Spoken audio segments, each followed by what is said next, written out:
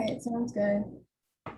Um, hi guys, I'm Veronica, and Nicole and I are going to be talking about problem identification and developing recommendations.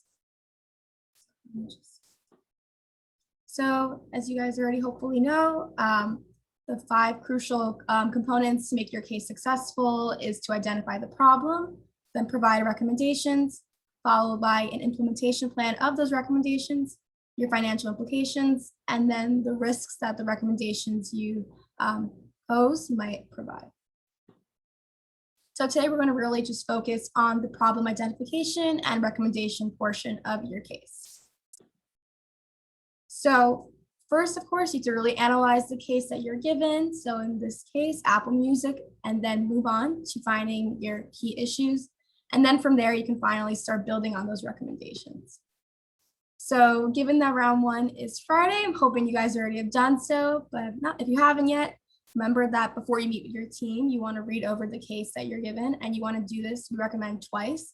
The reason for this is that the first time you're going to read through it, it's just to really get familiar with the problem and learn the context of what's going on. It's hard to grasp everything in one read, which is why for the second read, this is when you really look more for details, for numbers and patterns that you might see. And personally, when I read over it twice, that's when I start making little side notes just so I can really make myself understand what's going on. And I know that the case that you're given is usually a little overwhelming. There's a lot of text to it. So a great place to start and really understand the issue at hand is the company and industry analysis. Then when you start meeting with your team, you guys can all kind of hash out the problems, or the findings that you had yourselves, and you can all really together look at the surface issues. And then from there, you can really dive into the deeper problems that you've identified. And together you can all start brainstorming on these possible solutions that you can really build upon. So cases can go in a number of ways. And so one way this could be is a narrow scope. So what this really means is that the case is kind of heading towards a more specific path or a specific question. And it's really clear that it really wants you to go in a certain way. So when this is the case, there's kind of less freedom as to what you might find as a problem and then later a recommendation. So it kind of gives you one path to stick on. So when this is the case, it's important to do a lot of background and outside research because it's going to be hard to stand out when you're all pushed in a similar direction. So you have to do this research so you can kind of find a way to make your team stand out and have a little bit more recognition compared to the others. Then a case that has a broad scope is kind of like the wording says, it's broad, there's more series of questions, and it gives you more room to kind of think of problems and solutions since there's different directions that you can go in compared to a narrow scope. It encourages more creativity. So the most difficult aspect of a broad scope case is to really know what to prioritize since you're less pushed in one specific path. So that's something you do with your team, really sit down and think, what do we want to focus on here? So now the problem identification portion of the case. We really advise that you identify the problems before you create these recommendations. So these issues that you come up with can come from the company that you're given, so in this case, Apple, but you can also really take another step and look at the whole industry. So this could be the music industry, this could be the technology industry, whatever it is, look at the competitors or the company, but you can find issues through a number of ways. And you can also find problems by using different methods. So Nicole is later going to explain the 5 whys method, which is kind of looking at the roots of a problem, and the root cause analysis, basically looking at the root of why a problem is a problem. And then from there, piece together all this information and including outside research, and then you can really see why the company is struggling and what problems they are really experiencing.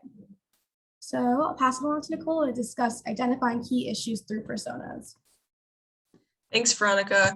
So as far as customer personas, you're basically gonna create like just a fake customer for that company, and you're gonna talk about, you know, the demographics, like how old they are, why they're motivated to go to that company to purchase either the product or the service, and talk about their pain points, which is basically things that they don't like about the company or that they want to change. So if you look at the one on the left, it's an example. So we have Blake, who's 19 years old. He's unemployed, so his family is money whenever he goes out. His motivation is that he has a lack of his own disposable income and he wants cheap and quick meals when he's hungry.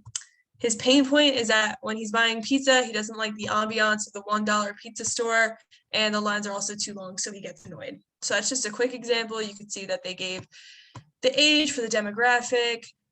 They talked about a little bit of the background, and then we have the motivation and the pain points. So like I said, you're going to want to flesh out the target demographic. You can talk about their preferences, lifestyles, their wants, just things like that.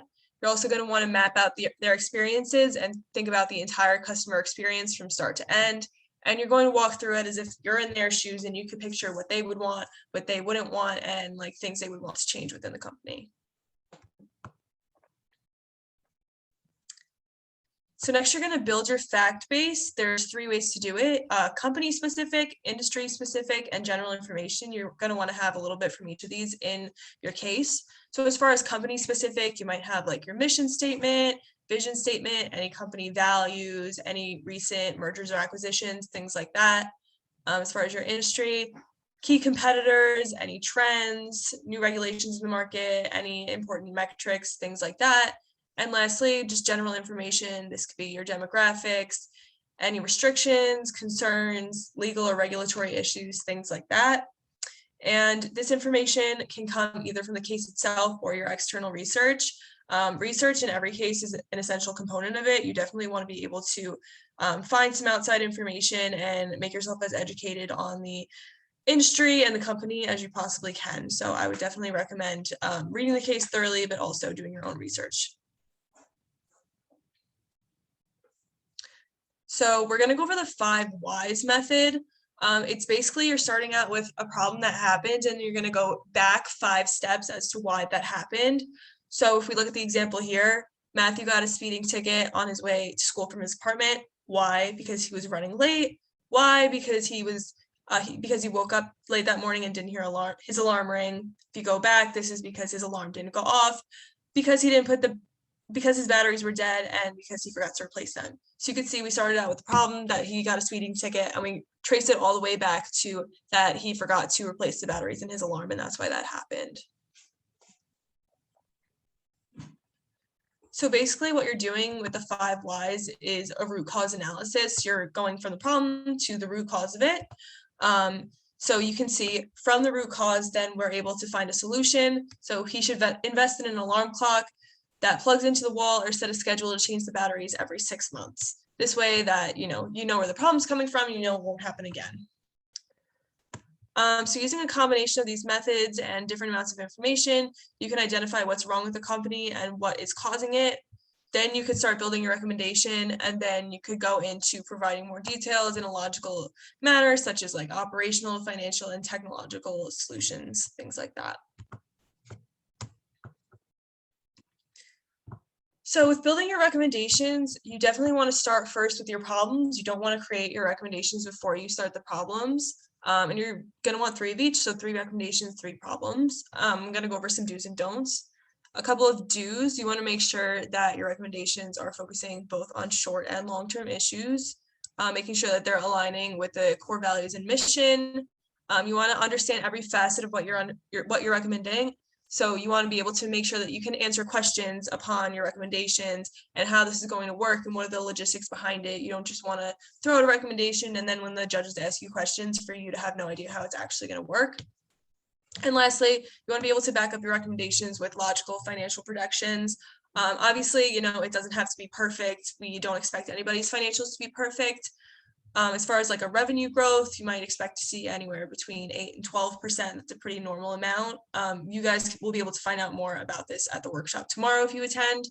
A couple of don'ts: you don't want to make any decisions based on information outside the case date. You get a date on that case for a reason. You're not supposed to go past it. So make sure that you're being conscious of that.